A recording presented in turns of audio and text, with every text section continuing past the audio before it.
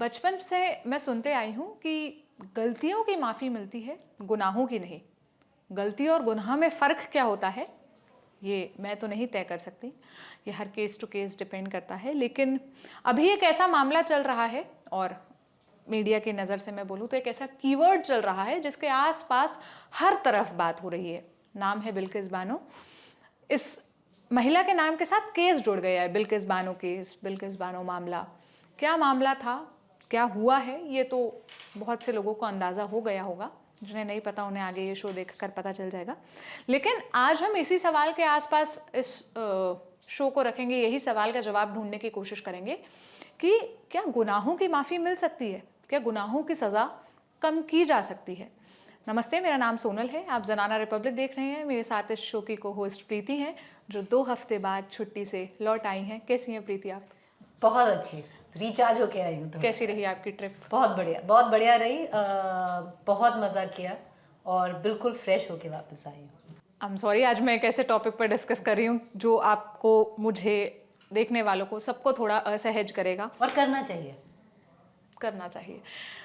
आज हम जिस केस के बारे में बात करने वाले हैं, इसे लोग बिल्किस बानो केस, बिल्किस बानो मामला, बिल्किस बानो कांड के नाम से जानते हैं। यही कीवर्ड चलता है। पूरा केस मैं चाहूँगी कि प्रीति से हम सुनते हैं, क्योंकि उस वक्त तो मैं बहुत छोटी थी। मैंने भी खबरों से ही पढ़ा है, मैंने भी इस बारे में जितना जाना है वो खबरें पढ़कर ही और जजमेंट सुनकर ही जाना है। प्रीति, क्या था पूरा मामला, क्या हुआ था उस दिन, बिल्किस बानो के साथ क्या हुआ था? इंडिया में अगर आप हिस्ट्री में जाएं, इंडिया की अगर कोई भी हिस्ट्री लिखे इंडिया की, एक मोमेंट जिस मोमेंट ने पूरी कंट्री को एकजुट कर दिया था, एक आवाज़ बना दिया था, वो निर्भया का मोमेंट था। वो एक वाटरशेड मोमेंट हो गया था रेप लॉस के लिए भी इंडिया में। अब मैं इस कांड के बारे में आती हूँ, क्योंकि मैंने भी ज़्यादा पढ़ा नहीं था इसके बारे में। मैं छुट्टी से परसों ही आई थी, मतलब मंडे को आई थी, 3-4 दिन पहले ही आई थी। अगले दिन सुनने में आया, और बाकी देखिए 15 अगस्त को 11 लोग की रिहाई हुई, मतलब इंडिपेंडेंस डे है, उसी दिन रिहाई किए गए ये 11 उसी दिन मुझे याद है अलग अलग चंक्स चल रहे थे। कितनी ही खबरें लगी थी कि प्रधानमंत्री ने कहा है कि हमें ऐसे शब्दों का इस्तेमाल बंद करना चाहिए जो महिलाओं के सम्मान, उनकी गरिमा के खिलाफ हैं। उनके सम्मान की बात कर रहे थे तो इन 11 लोगों को, और मैं बताऊंगी ये कौन 11 लोग हैं। 11 लोग रिहा होते हैं गुजरात की एक जेल से। प्रीमेच्योर रिहाई है ये, अंडर लॉ ही मान लीजिए, ये भी बात करेंगे थोड़ी। पर ये कौन 11 लोग थे? रिहाई होते हैं, और रिहाई से ही उनको विश्व हिंदू परिषद के ऑफिस में लिया जाता है, मालाएं पिलाई जाती हैं, हीरोज वेलकम दिया जाता है, लड्डू खिलाया जाता है। कौन है ये 11 लोग? अब मैं जाती हूँ 2002 में, जब 2002 के दंगे बिल्कुल पीक पे थे, वायलेंस पीक पे था। तो जो बिल्किस बानो है और उनके गांव में काफ़ी लोग थे, उनके 7 मेंबर फैमिली के थे और 7 और थे। अब इतना डर फैल गया था कि वो भागकर एक मतलब खेत मान लीजिए, फील्ड मान लीजिए, वहाँ पे उन्होंने रात में वहीं रुक गए थे, क्योंकि उनको लग रहा होगा डर कि उनके घर पे वो सेफ नहीं है, क्योंकि दोनों समुदायों के लोगों के घर मार्क हो गए थे कि ये मुसलमान है, ये हिंदू है। तो फिर वो वहीं थे। उस रात को अबाउट 20 से 30 लोग जो स्वॉर्ड्स, तलवारों के साथ, सिक्कल को जो कटाई करते हैं जिससे, हसिया, उसके साथ इन लोगों पे अटैक हुआ। अब बिल्किस बानो 5 महीने की गर्भवती थी तब। उनके गर्भ में 5 महीने का बच्चा था। उनकी गोद में 3 साल की एक लड़की थी, उसका नाम था सलेहा। उनकी मदर भी उनके साथ थी, जो उनकी माँ है। उनकी बहनें 2 उनके साथ थी। उनके थोड़े और फैमिली मेंबर्स भी थे, और 7 और जन थे। मतलब 5 महिलाएं थी, बिल्किस, उनकी बेटी, ये मुझे ये नहीं मालूम कि अगर कोई और थी, पर जो बिल्किस हाँ, के फैमिली से थी, उनकी 2 बहनें, उनकी माँ, उनकी बेटी, और कोई मतलब 7 होंगे उनके फैमिली से। अब उनके ऊपर अटैक हुआ। अब उनके ऊपर अटैक होता है, बिल्किस पे 11 ये जो आदमी हैं, उसकी जो छोटी लड़की है उसको छीन लेते हैं। उस बच्ची का सर कुचल के उसको मार दिया जाता है। एक वहाँ पर रॉक है, उस पर मार दिया जाता है। 3 साल की बच्ची, 3 साल की बच्ची सलेहा। और उसकी जो मदर है बिल्किस के सामने, अब ये बिल्किस का स्टेटमेंट है, जो बिल्किस का स्टेटमेंट कोर्ट में सीबीआई में दर्ज हुआ है, मैं वही बता रही हूँ। उनकी जो माँ है, उनका बलात्कार होता है, उन्हें मार दिया जाता है। उनकी बहनों का बलात्कार होता है, उन्हें मार दिया जाता है। जो 11 लोग हैं, बिल्किस ने ये बताया है कि 11 के 11 ने टर्न बाय टर्न उनका रेप किया। जब वो 5 मंथ गर्भवती थी, 14 लोग थे, उनको मार दिया गया उस कांड में। बिल्किस को 3 या 4 घंटे के बाद होश आया। बिल्किस के पास कपड़े नहीं थे। उन्होंने एक आदिवासी महिला थी वहाँ पर, उनसे कपड़े लिए और वो जाकर, एक सुपरिटेंडेंट थे पुलिस में, कोतवाली गई होंगी, वहाँ पे जाकर अपना जो कंप्लेन है वो दर्ज कराई। अब ये सीबीआई कहती है कि वो कंप्लेन, ये सीबीआई का कहना है, ये हम नहीं कह रहे, कि वो कंप्लेन गलत दर्ज की गई, ट्रंकेटेड दर्ज की गई, पूरी कुछ नहीं, उसका ठीक से नहीं किया गया। उसके बाद अब हम जाते रहेंगे, उसके बाद एक बहुत लंबा वो चला। ये सारा बिल्किस का हुआ, बिल्किस ने आइडेंटिफाई किए हैं ये 11 आदमी। बहुत लंबा लॉन्ग प्रोट्रैक्टेड बैटल, जो हम अंग्रेजी में करते हैं, लीगल बैटल चला। उसमें एनएचआरसी बिल्किस ने अप्रोच किया। अगर कॉर्नरस्टोन कहते हैं इस केस का, वो हुआ जब बिल्किस एनएचआरसी गई। मैंने 1 मिनट टोकूंगी, मैंने ये पढ़ा था एक वेबसाइट की खबर में कि बिल्किस ने जब अपनी आप बीती सुनाई तो पहले एफआईआर नहीं लिखी जा रही थी, फिर जब एफआईआर लिखी गई तो कोर्ट में जाकर उसी सुप्रीटेंडेंट ने कहा कि इनकी बात में कोई सच्चाई नहीं है, क्योंकि बार बार इनके स्टेटमेंट्स बदल रहे हैं, और फिर केस को बंद कर दिया गया था। उसके बाद फिर आप जो ह्यूमन राइट कमीशन की बात उसके बाद बहुत लंबा बैटल चला। फिर ह्यूमन राइट्स के पास गई, सीबीआई की जांच ऑर्डर हुई, और जब और सब ये भी हुआ कि बिल्किस की जो लॉयर्स थे, बिल्किस ने उन्होंने साफ बोला कि देखिए, हम गुजरात में ये केस नहीं लड़ पाएंगे, क्योंकि एक तो हमारे लाइफ पे थ्रेट है, और हमें नहीं लगता हम लड़ पाएंगे, क्योंकि बहुत सारे कॉम्प्रोमाइज्ड हैं यहाँ पर। उस वक्त सुप्रीम कोर्ट ने फिर ये केस महाराष्ट्र को दिया, तो फिर ये केस नहीं सुनाई, उसकी सुनवाई गुजरात में नहीं हुई है, महाराष्ट्र में 2008 में चली। अब एंड में आती हूँ, कोर्ट ने बहुत सराहा, बहुत सारी अच्छी चीज़ें बोली बिल्किस के मनोबल के बारे में, क्योंकि उसने बहुत करेजियसली अपना बयान दिया। ये तक पढ़ा है कि आप जानिए, हम इस महिला के बारे में इसलिए बात करेंगे, पढ़ी लिखी नहीं है, इनको अक्षर का कोई ज्ञान नहीं था, लेकिन ये हिम्मत कितनी होगी। हिम्मत की बहुत बहुत बात हुई है, आपने भी पढ़ा होगा, तो बहुत बात हुई। 2008 में इन 11 लोगों को उम्र कैद की सजा हुई। 2008 में, 2002 का था, 2008 में इनको उम्र कैद की सजा हुई। और अब क्या हुआ ना, क्योंकि अब 15 अगस्त आ रहा था, 15 अगस्त आ रही थी, तो उसमें एक प्ली जो इन लोगों ने भी दी थी, ये जो 11 के 11 हैं, कि देखिए हमने 14 साल तो कर लिए, क्योंकि अब 22 हो गया है। 2008 में था कि हमने 14 साल कर लिए हैं जेल में, क्योंकि मैंडेटरी वही होता है। उसके बाद लॉ बदला है कि अगर आपको लाइफ है तो आप लाइफ, पूरी लाइफ काटेंगे जेल में। Life means life, life does not mean 14 years. बहुत पुरानी डिबेट है। तो अब हमको ना प्रीमैच्योर, पहले हमारे टर्म होने से पहले हमको रिहाई दे दीजिए।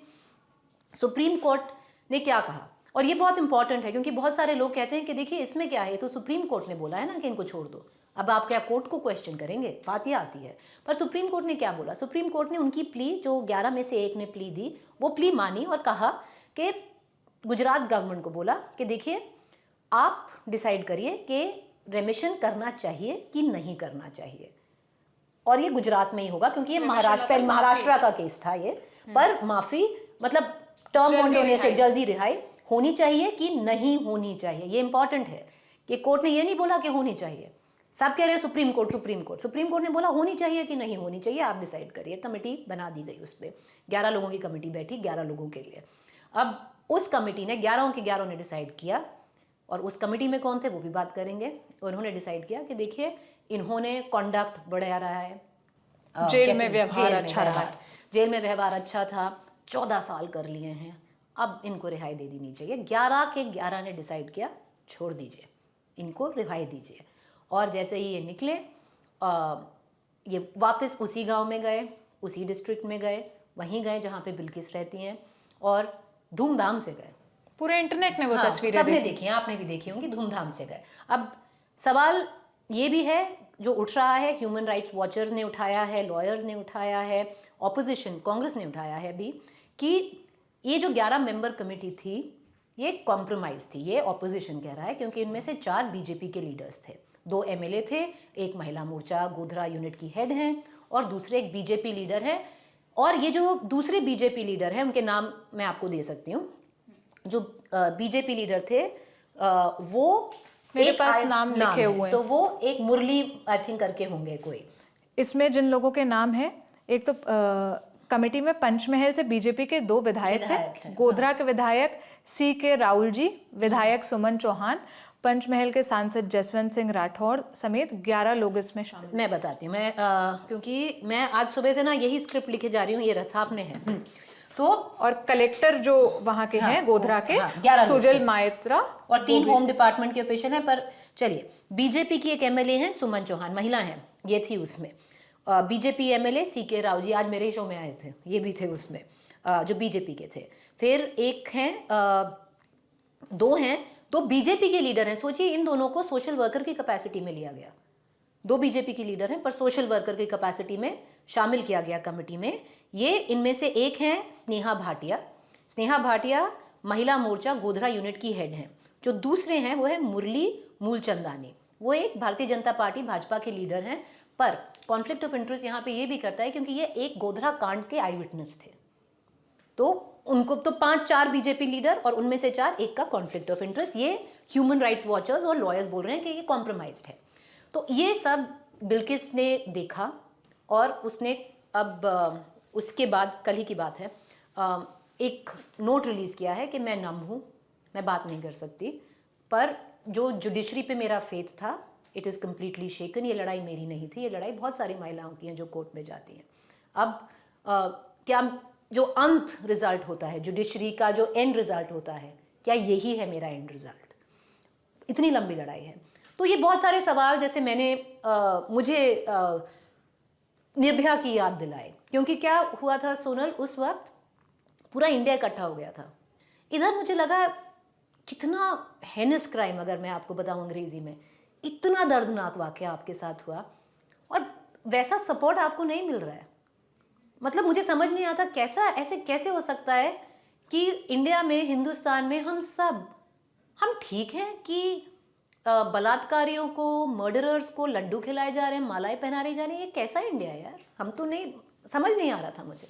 इसमें प्रीति, मेरा ध्यान जिस शब्द ने खींचा वो था नेचर ऑफ क्राइम, अपराध की प्रकृति। क्योंकि जब दोषियों को रिहाई का ये जो पैनल है, इसने इन फैक्टर्स, नेचर ऑफ क्राइम, उम्र, कितनी उम्र इन लोगों ने काटी, और तीसरा जेल में इनका व्यवहार क्या था, इस आधार पर इन लोगों को रिहाई दी गई। जो नेचर ऑफ क्राइम है, रेप, बलात्कार, क्या वो इतना जघन्य नहीं है कि उसकी सज़ा कम नहीं की जा सकती, उसके लिए कभी माफ़ी नहीं मिल सकती? क्योंकि क्या 14 साल सज़ा काट लेने के बाद एक बलात्कारी का बलात्कार का आरोप कम हो जाता है? या वो जो गिल्ट उसके अंदर आया, जो गिल्ट तो हमें दिख नहीं रहा कि कहीं से भी वो गिल्टी है। उनके जितने स्टेटमेंट्स भी सामने आए, इंडियन एक्सप्रेस से बात करते हुए उन्होंने कहा कि हमारे घर वाले बड़े खुश हैं कि हम आए हैं और हमने बहुत लोगों को खोया है। कहीं भी एक बार ये बात नहीं कि हमसे कभी गलती हुई थी, हमसे गुनाह हुआ था और हम उसके लिए शर्मिंदा है, ये तो कहीं बात सामने आई नहीं। तो क्या इन लोगों की जल्दी रिहाई हो जानी चाहिए? सोनल, जब देखते हैं ना, क्योंकि एक तो हम महिलाएं हैं और जब देखते हैं, हम जब पढ़ते हैं तो इतनी घिन मचती है जब हम गैंग रेप की बात करते हैं, उनकी डिटेल सामने आती हैं, कैसा क्या हुआ। पर हमको ये भी देखना चाहिए कि चलिए गैंग रेप हुआ, एक 5 महीने गर्भवती महिला के साथ, पर 14 लोगों का मर्डर किया इन लोगों ने। 14, एक नहीं 14। उन 14 में से एक 3 साल की बच्ची का सर कुचल दिया। अब मर्डर तो रेप, मतलब क्राइम है, कितना हेनस हो, कितना बुरा हो, पर मर्डर 14 लोगों का इन्होंने किया है। उस वक्त क्या हुआ ना, क्योंकि जो तुम पूछ रही हो ना, जो आप पूछ रही हो, मुझे वही लगा कि इतना बड़ा क्राइम, और मतलब इनको तो डेथ मिलना चाहिए था, फांसी की सज़ा होनी चाहिए थी। 3 साल की बच्ची का सर कुचल दिया, 14 लोगों को मार दिया, गैंग रेप किया इन महिलाओं के साथ, क्योंकि बिल्किस तो बच गई, और भी थी जिनका गैंग रेप करके उनको वो मर गई। तो फिर मैंने जाके थोड़े रिकॉर्ड्स में देखा। अब जो इनके लॉयर्स थे, जो डिफेंस था इनका, और जो कोर्ट में भी एडमिसिबल हुआ कि ये ना प्री मेडिटेटेड क्राइम नहीं था। जैसे निर्भया में तो बहुत बदल गया, प्रेशर बहुत था। जो पुराने रेप केसेस हैं, जिनमें भी बहुत कम हैं, पर जिनमें रेप का डेथ सेंटेंस दिया गया है, सजाए मौत दी गई है, उनमें कहते हैं प्री मेडिटेटेड था, सोच के समझ के ये क्राइम किया गया। इसमें कहते हैं क्योंकि ये दंगा था, ये एक कम्युनल राइट था। अब दंगों में बहुत हाइटेंड इमोशन होते हैं, कुछ भी कर लेते हैं लोग, सोचते नहीं है, समझते नहीं है। अब उस फ्रेंजी में, उस बिल्कुल ही एक ऐसे भाव में उन्होंने क्राइम किया कि उनकी सोच समझ बिल्कुल ठप हो गई, कि उन्होंने 14 लोगों को मार दिया, बच्ची को मार दिया, लड़की इनका बलात्कार कर दिया। तो इसीलिए इनको आप, क्योंकि जो मांग थी कि सजाए मौत दी जाए। अब ये बोला गया डिफेंस ने, और जज ने फिर कंसिडर किया कि चलिए प्री मेडिटेटेड नहीं था, पहले सोच के क्राइम नहीं था, इन्होंने भावुक होकर, इमोशंस में आकर, बहुत ही हाइटेंड इमोशंस थे क्योंकि दंगा था, कम्युनल राइट था, तो इन्होंने कर दिया। प्रीति मुझे लगता मोमेंट है ऑफ मैडनेस कहते हैं इसको, उस इससे moment ना of madness में जैसे जब कोई वॉर होता है, जब भी दंगा होता है, उसका बाई प्रोडक्ट मान लिया जाता है कि महिलाओं के साथ बलात्कार तो होंगे ही। मतलब ये तो एक सत्य है जो हमें मान लेना चाहिए। चाहे आप पार्टीशन की कोई खबर पढ़ें, पार्टीशन की कोई खबर जानें, या अभी जैसे यूक्रेन वॉर हुआ उसकी हम खबरें देखते हैं, हर तरफ से ये खबर सामने आती है कि चाहे दंगा हो, चाहे कोई पार्टीशन का मसला हो, कोई भी ऐसा मसला चल रहा हो, उसमें महिलाओं के साथ बलात्कार होता ही है। ये केस भारत में पहली बार था जब दंगे में बलात्कार के आरोपियों को सजा हुई थी। इससे पहले पहले नहीं हुई है, इसके पहले सजा नहीं हुई है कभी भी, क्योंकि उस तरह से आइडेंटिफाई नहीं किया जाता है। कई बार लोग मतलब कंप्लेन आके सामने बताते हैं कि हमारे साथ ऐसा हुआ, लेकिन वो कंप्लेन में दर्ज नहीं होता, जांच नहीं होती। एग्जाम्पल दूंगी आपको, 1984 जब दिल्ली में सिख दंगे हुए थे, जब इंदिरा गांधी की मौत के बाद जब दंगे हुए थे, बहुत सारे रेप केसेस रिपोर्टेड थे, बहुत सारे गैंग रेप जो सिख महिलाओं के साथ हुआ था, कुछ नहीं हुआ, आइडेंटिफाई ही नहीं हो पाते ना, लोग आइडेंटिफाइड थे, उन पे केस नहीं हुए। आम लोगों को ना दो शब्दों में फर्क ज्यादा समझ में नहीं आता, दोषी और आरोपी। आरोपी व्यक्ति होता है जिस पर आरोप लगते हैं। मान लीजिए मैंने आरोप लगाया किसी पर कि इसने मेरे साथ ऐसा ऐसा किया, तो वो आरोपी होगा। जब आरोप सिद्ध हो जाते हैं, कोर्ट के सामने ये प्रूव हो जाता है कि उसने ये आरोप किया है, ये क्राइम किया है, तब वो दोषी कहलाता है। ये 14 लोग जो रिहा हुए ये दोषी थे। कोर्ट में ये प्रूव हुआ था कि इन 14 लोगों ने रेप किया है बिल्किस बानो का, उसके परिवार वालों की हत्या की है, उसके बाद इनको रिहाई मिल रही है। और ये मतलब अपने आप में एक्सेप्ट करने में मेरे लिए इतना मुश्किल है। 2 दिन हो गए इस केस को आए हुए और हर बार इससे जुड़ा कोई ना कोई अपडेट आ रहा है। बिल्किस के पति ने कहा कि हम बहुत शौक हैं कि ऐसा कैसे हो सकता है। प्रीति ने जैसा बताया कि बिल्किस ने कहा कि मुझे समझ में नहीं आ रहा, अब वापस मुझे उसी डर में जीना पड़ेगा। आपको कुछ फैक्ट्स बताती हूँ। मैं आज इतने पन्ने इसीलिए लेकर आई थी कि इस केस के बारे में जितनी भी खबरें छपी है जरा उसको प्रिंट करके निकाल कर लाऊं। प्रीति, बिल्किस ने बताया जब 2002 से लेकर 2017 तक, जब तक पूरा क्लोजर नहीं आया, बिल्किस को 50 लाख रुपए देने की कोर्ट का आदेश नहीं आया, इस बीच में उसने 20 घर बदले हैं। हाँ, मेरे आज शो पे ना जो बिल्किस के, क्योंकि मैं नाम नहीं लेती, पर अब बिल्किस का नाम ही बाहर है, उसके हस्बैंड का नाम भी बाहर है, याकूब मेरे शो पे थे आज। उन्होंने मुझे डिटेल में बताया कि पिछले कितना उन्होंने चेंज किया है घर, कि वो एक नोमैड कहते हैं ना, क्या बंजारा, वैसे रहते हैं, क्योंकि उनको इतना डर लगता है कि कब जो फैमिली है इनकी उन पे कुछ कर दें, और जो हुआ है तो बस एक घर बदलते रहते हैं। तो अब याकूब और बिल्किस का क्या कहना है, उनकी क्या मांगे? वो उनकी जो सारी उम्मीदें हैं ना, उन्होंने अभी जो गुजरात गवर्नमेंट है उन पे समेट दी हैं। वो चाह रहे हैं कि गुजरात गवर्नमेंट खुद ही ये डिसीजन ले और इनकी रिहाई वापस कर ले। अभी ये है, नहीं तो इनके पास ऑप्शन है, एक जुडिशियल रिव्यू होता है, जुडिशियल रिव्यू की मांग करें। पर इन केस में यूजुअली क्या होता है सोनल, स्टेट वर्सेस सब्जेक्ट होता है, कि the state of Gujarat versus ये जो 11 लोग हैं, बिल्किस गैंग रेपिस्ट जो लोग हैं, यूजुअली स्टेट लड़ती है। अब पता नहीं स्टेट इनका साथ देगी कि नहीं देगी।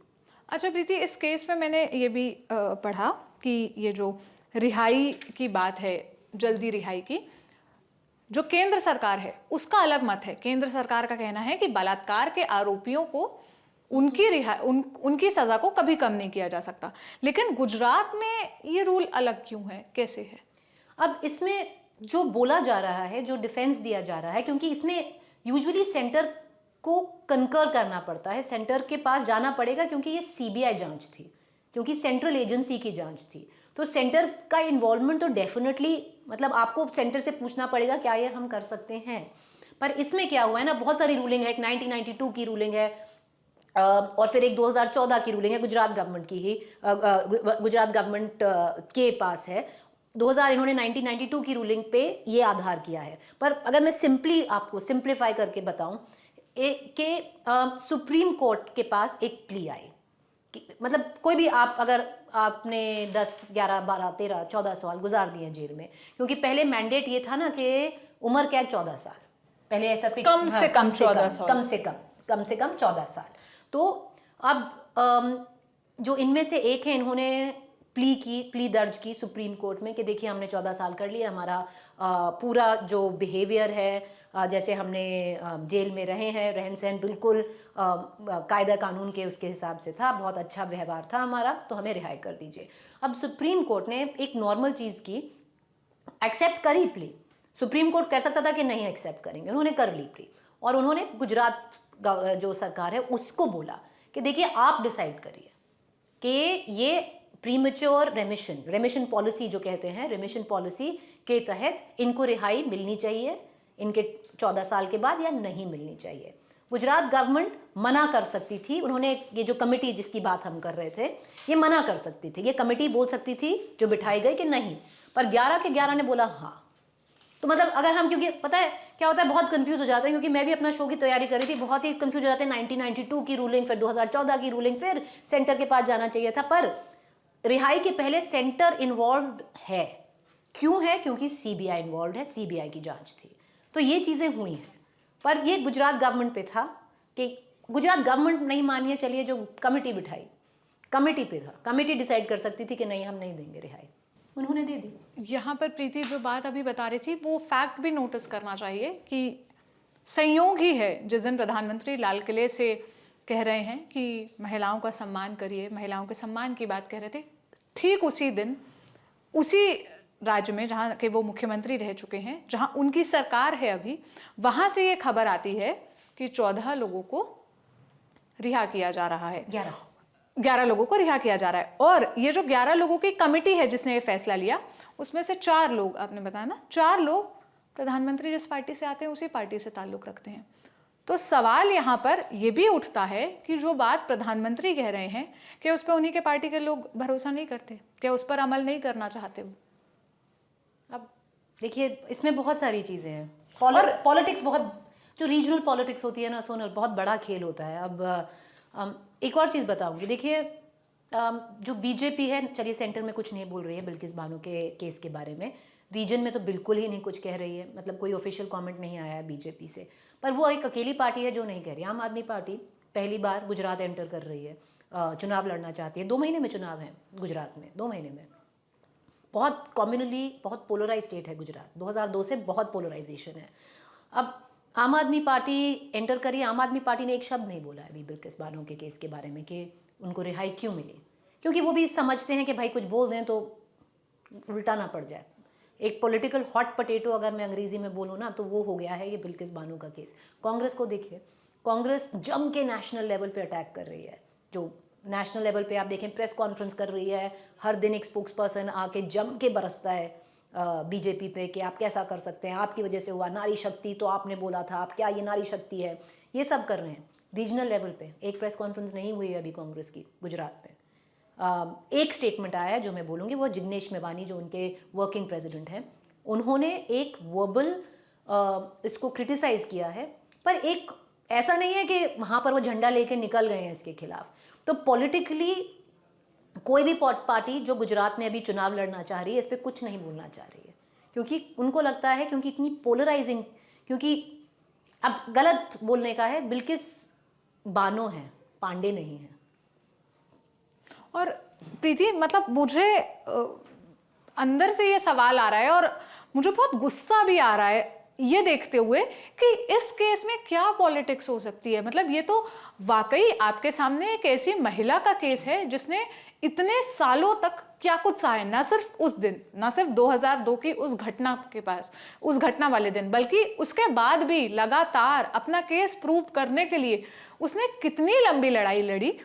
जब अंत में जाकर ये फैसला आया कि उम्र कैद होगी, 14 साल के बाद वो भी पलट जाता है। मतलब जीते जी उसका क्या क्या देखना बचा रह गया है, और उसकी जगह कोई और होता वो क्या करता मुझे नहीं पता। लेकिन बिल्किस ने जितनी हिम्मत दिखाई है, बार बार मैं जब सोच रही हूँ ना, मुझे ऐसा लग रहा है कि उस महिला के आगे बैठ के मुझे बात करनी चाहिए कि क्या कहना चाहेगी वो, कैसा महसूस कर रही है वो, और अब कितना हारा हुआ उसको लग रहा होगा ना। कि उसने अपने जो स्टेटमेंट रिलीज किया ये सब कहा है कि ये लड़ाई मेरी नहीं है, ये लड़ाई उन सारी महिलाओं की है जो कोर्ट पे विश्वास रखती हैं कि मैं बिल्कुल नम हूँ, डिप्रेशन में हूँ, कि क्या मेरी अंत जो जुडिशियल एंड होता है मेरी लड़ाई का, क्या यही था? और प्रीति, आखिरी बात मैं इसी पर करना चाहूँगी कि जो 11 दोषी रिहा हुए, इनके परिवार वालों ने स्वागत किया। परिवार नहीं, वीएचपी ने भी स्वागत किया, विश्व हिंदू परिषद ने परिवार स्वागत वालों किया। ने मिठाई खिलाई, परिवार वाले खुश हैं। वो इमोशन चलो अलग ही रख देते हैं कि कितना भी बड़ा क्राइम करे, परिवार तो परिवार है, वो तो स्वीकार कर ही लेता है। कई परिवार के लोग, कई परिवार नहीं भी स्वीकार करता। लेकिन जिस तरह इनको बुलाया गया वीएचपी के ऑफिस में, माला पहनाई गई, मिठाई खिलाई गई, सवाल ये उठता है क्या क्रांति करके आए थे ये लोग? क्या ऐसा अचीव किया इन्होंने कि 14 साल की सज़ा काटी? इतना काफ़ी था। देखिए वही, मतलब ये मैं अपने आप से बार बार यही सवाल करती हूँ, और मैं अपने आप से यही, क्योंकि मैं बार बार, क्या होता है ना, मैं बार बार निर्भया के पास जाती हूँ, बार बार वही सोचती हूँ कि देखिए उस वक्त कैसे हो गया कि पूरा देश जुट गया, उस वक्त कैसे हो गया, इस वक्त क्यों नहीं हो रहा है, इस वक्त लोग क्यों नहीं ज़्यादा बोल रहे हैं, क्योंकि ट्विटर पे बहुत चल रहा है पर दिख नहीं रहा है जैसा उस वक्त देखा था। अब मैं बोलना तो नहीं चाहिए पर मैं वही बोल रही हूँ, अगर हो सकता है, क्योंकि हम इतनी कॉम्युनली पोलराइज सोसाइटी में हो गए हैं सोनल, कि एक अंतर हो गया है, महिला रेप नहीं रहा है, हिंदू और मुस्लिम हो गया है मुझे लगता है, क्योंकि वीएचपी वही कह रही है।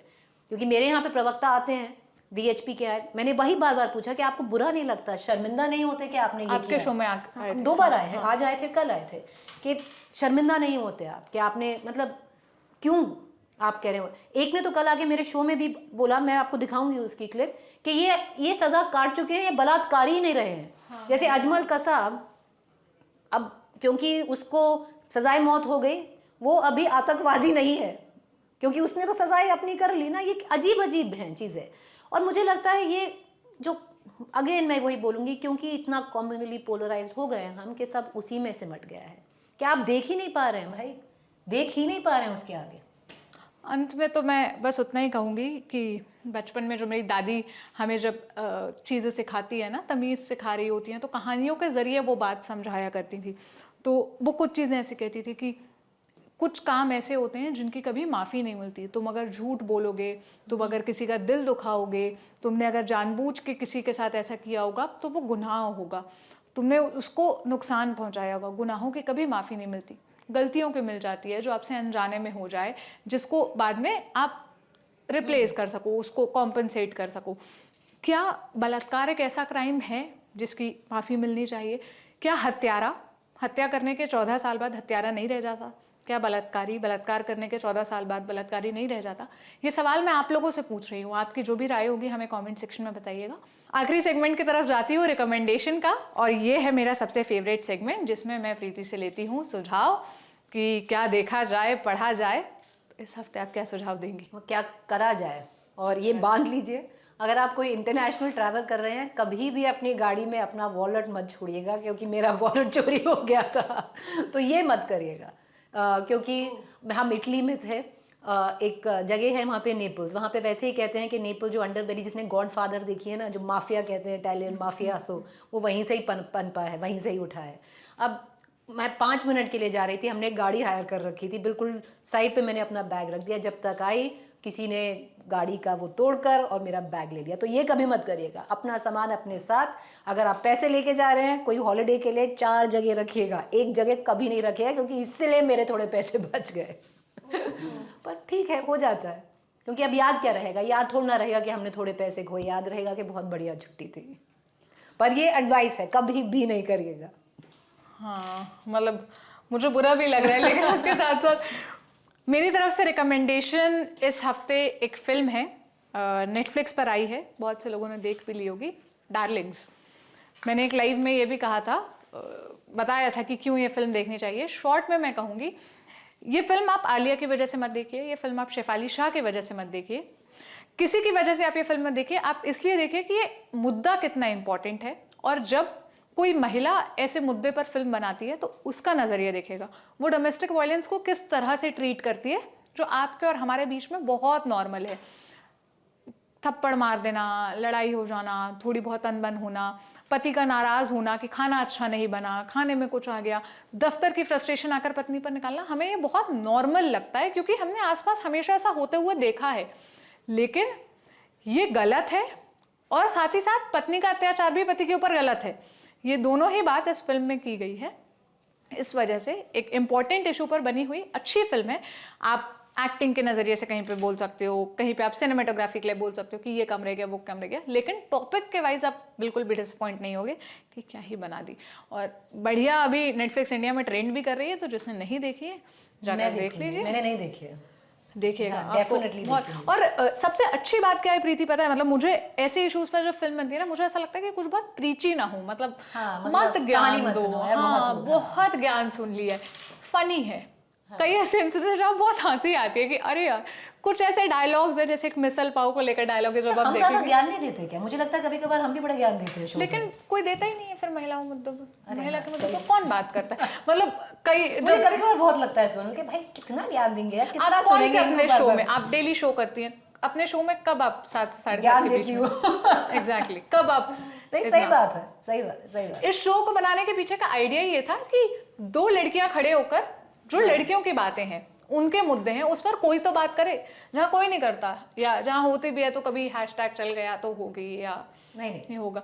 आपका और मेरा जो एंगर था, हम जो ऑफ कैमरा भी डिस्कस कर रहे थे, उतना ही रह जाता ना कि कितना गुस्सा आ रहा है, ये बार बार बिल्किस बानो का हम केस देख रहे हैं, क्या कर ले, लेकिन हमारी बस तरह एक बस वही उसी मतलब ज्ञान, अब मान लीजिए ज्ञान ही है पर ज्ञान तो नहीं है, क्योंकि जहन में ये है तो बोल रहे हैं कि एक बार ना अपना पॉलिटिक्स, आइडियोलॉजी सब कुछ अलग करके, रिलीजन अलग करके, बस यही सोचिए यार, खड़ा नहीं होना चाहिए क्या हमको बिल्किस बानो के साथ। और आपके लिए भी इतना ज़रूरी है, मतलब एक बार मेरी किसी से बात हो रही थी, तो इसी मसले पर मैंने कहा कि जब कोई पॉलिटिकल शो बनेगा ना, तो लोगों को बड़ा मजा आएगा कि वाओ कितना नॉलेज मिला, कितना अच्छा। वो स्पोर्ट्स का होगा क्योंकि उनका इंटरेस्ट होगा, तो उनको बड़ा मजा आएगा।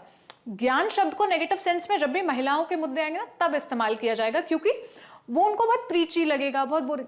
वो ऐसा पर्सपेक्टिव है जिस पर आप नहीं सोचते, जिस पर आप सोचने के लिए मजबूर नहीं होते, ये आपको मजबूर करता है। आप थोड़ा सा इरिटेटेड, जिसको मैथ्स नहीं पसंद उसको जब आप ज़बरदस्ती मैथ्स पढ़ाओगे तो वो इरिटेशन तो होती है ना, लेकिन फिर बाद में जाके समझ में आते कि अच्छा ही हुआ यार, थोड़ा बहुत बेसिक्स पढ़ लिया तो टैग्स बच जाते हैं। आगे जाके यही लॉजिक होता है, कैलकुलेशन करके। अब कहेंगे नहीं दीदी मैथ्स के कारण नहीं, इकोनॉमिक्स के कारण ऐसा हुआ है, तो आप देखिए मतलब जो भी आपको नया पर्सपेक्टिव मिल रहा है वो काम ही आएगा। और कोई एक चीज़ सुपीरियर है, पॉलिटिक्स सुपीरियर है, विमेन इशूज़ कमतर हैं, ये सोच से हमें बाहर निकलना चाहिए। तो ये शो कैसा लगा, ये एपिसोड कैसा लगा, आप हमें कमेंट सेक्शन में बताइएगा। जिस मसले पर मैंने आपसे राय मांगी थी वो भी बताइएगा। अब मुलाकात होगी अगले हफ्ते एक नए टॉपिक के साथ। अपना ख्याल रखिए, शुक्रिया।